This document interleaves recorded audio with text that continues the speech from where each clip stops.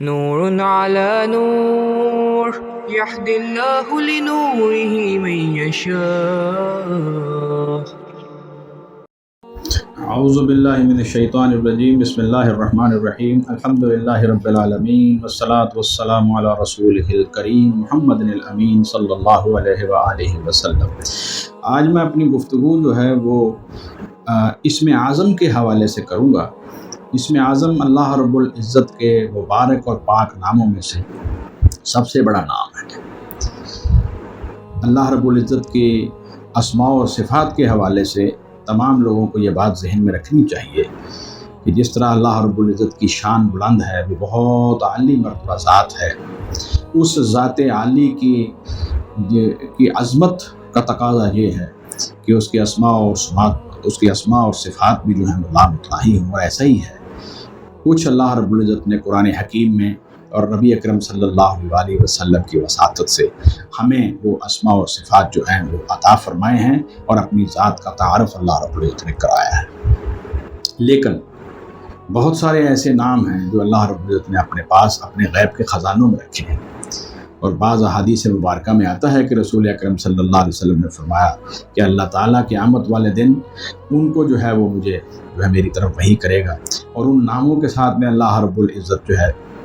ان کی تعریف کروں گا، اللہ تعالیٰ کی حمد و ثنا بیان کروں گا ان ناموں کے ساتھ، ان اسماء و صفات کے ساتھ، ان اذکار کے ساتھ جو دنیا میں مجھے نہیں بتائے گئے. اور اس کے بعد جو ہے وہ پھر اللہ رب العزت مجھے شفاعت کبریٰ کے عظیم مقام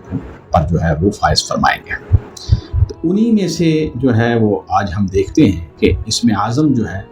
یہ حضور صلی اللہ علیہ وسلم کی احادیث مبارکہ کے اندر کس طرح بیان کیا گیا ہے. ایک بات ذہن میں رکھیے گا کہ اس کی خاص تعیین حضور صلی اللہ علیہ وسلم نے نہیں فرمائی، اس کو معین نہیں کیا. اس کی حکمت یہ ہے کہ لوگ زیادہ سے زیادہ جو ہیں وہ دعائیں اختیار کریں، اور انہی دعاؤں میں سے کوئی ایک نام جو ہے وہ اللہ کے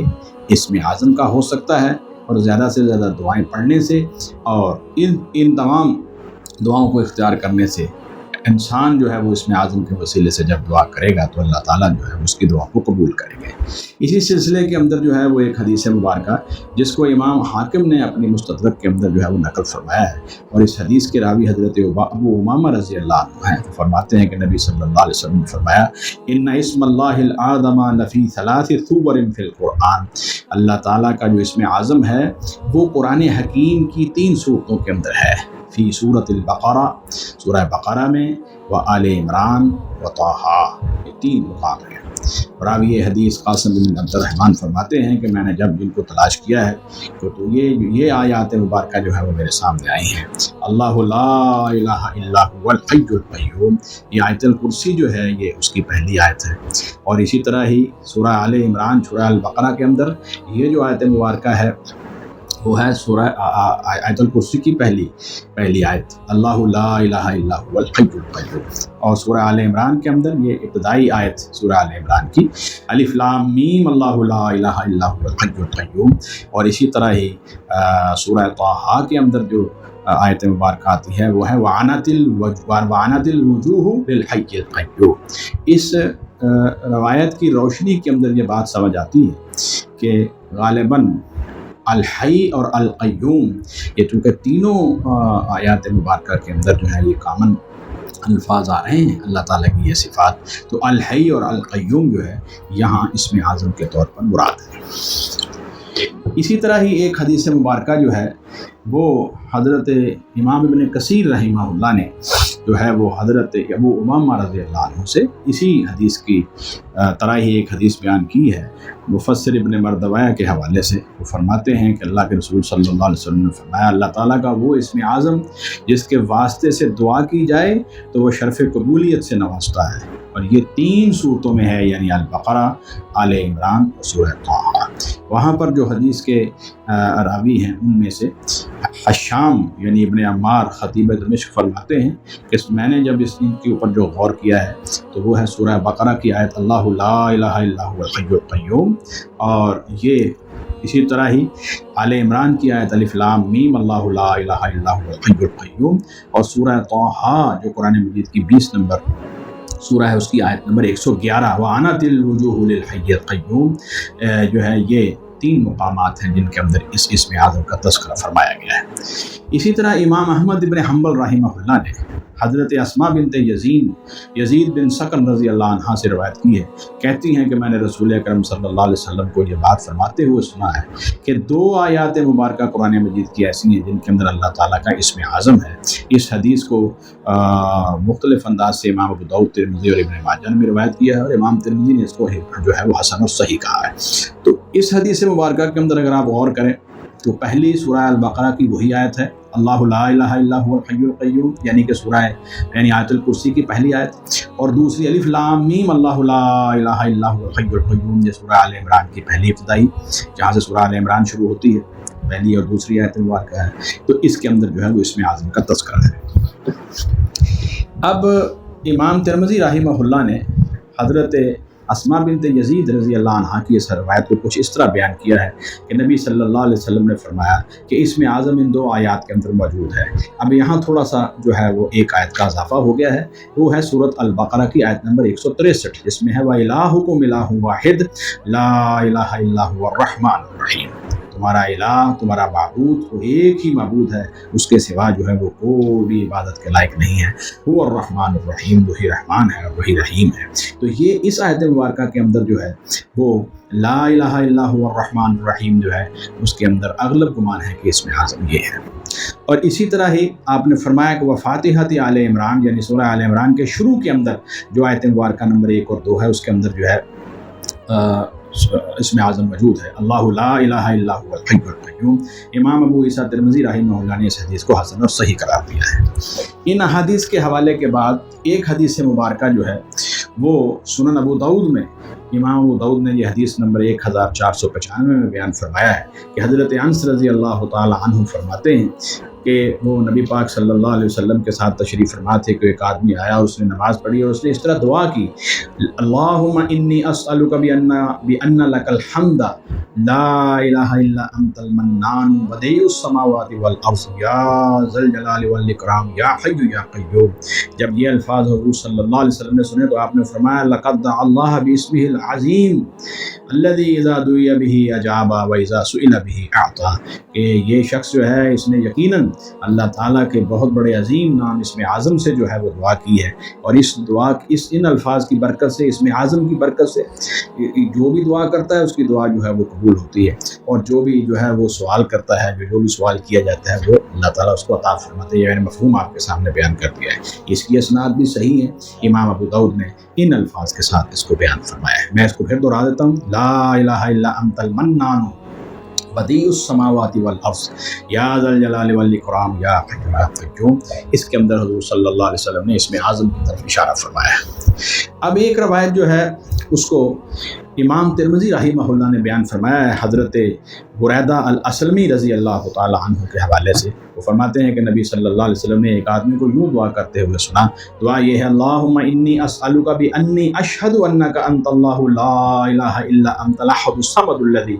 لم یلد ولم یولد ولم یکن لہ کفوا احد۔ ترجمہ یہ ہے کہ اللہ میں تجھ سے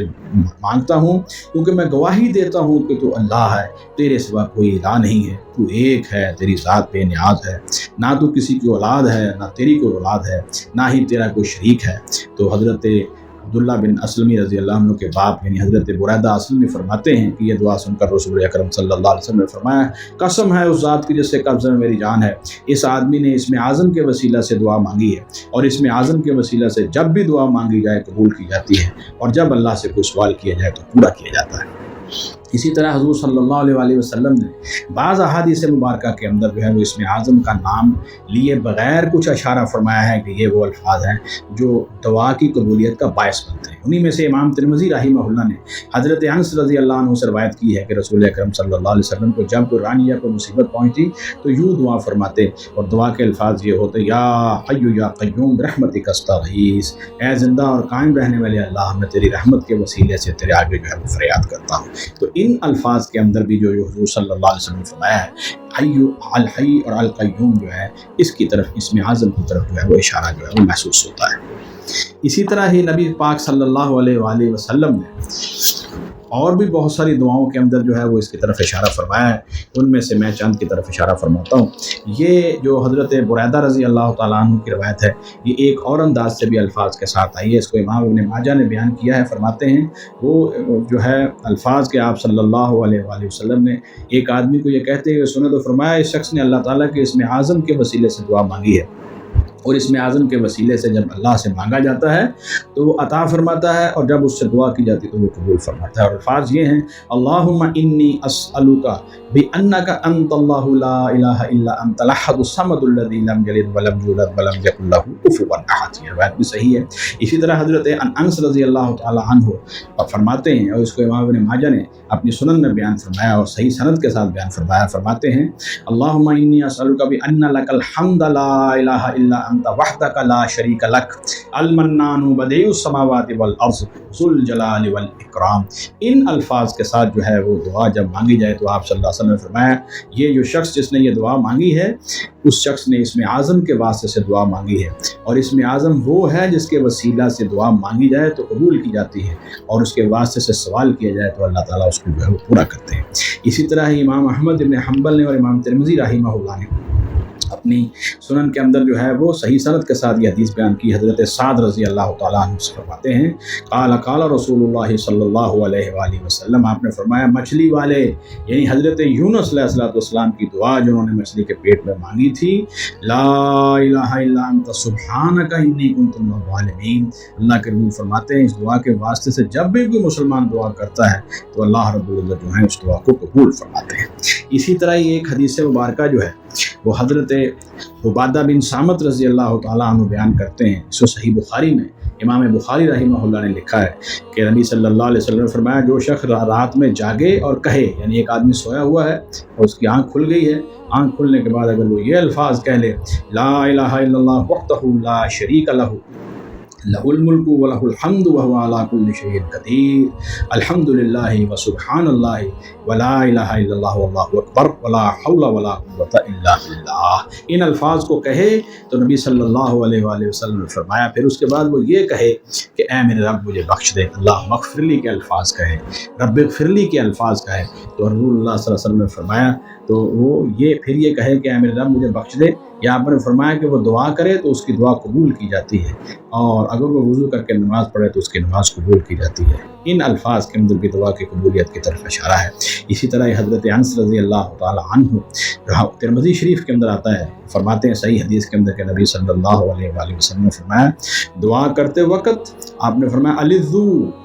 بیا ذا الجلال والاکرام، یا ذا الجلال والاکرام کے الفاظ جو ہیں ان کو لازم پکڑ لو، یا ذا الجلال والاکرام کے ساتھ کی جانے والی دعا جو ہے وہ قبول ہوتی ہے۔ اب یہ ساری احادیث مبارکہ میں نے آپ کے سامنے اور قرآن مجید کی آیات مبارکہ رکھی ہیں، جس کی خلاصہ اور سمری یہ سمجھ آتی ہے کہ اللہ کے عظیم ناموں میں سے جو اسم اعظم ہیں اس میں سب سے بڑا نام تو ایک ہے اللہ، دوسرا جس کے اندر اسم اعظم کی طرف اشارہ ہے وہ ہے لا الہ الا اللہ، تیسرا الحی القیوم، چوتھا یا حی یا قیوم برحمتک استغیث، پانچواں جو ہے وہ اسی طرح یا ذا الجلال والاکرام، اور اسی طرح یہ جو احادیث مبارکہ کے اندر جو ہے وہ دعائیں سکھائی گئی ہیں ان کے اندر اسم اعظم کی طرف اشارہ ہے۔ لیکن واضح طور پر حضور صلی اللہ علیہ وآلہ وسلم کی ذات مبارکہ نے خاص طور پر نام لے کر ایسا اس لیے نہیں فرمایا کہ آدمی جو ہے وہ اسی پر اکتفا کر لے گا، اسی لیے اللہ کے رسول صلی اللہ علیہ وسلم چاہتے ہیں کہ انسان زیادہ سے زیادہ ان دعاؤں کو اختیار کرے،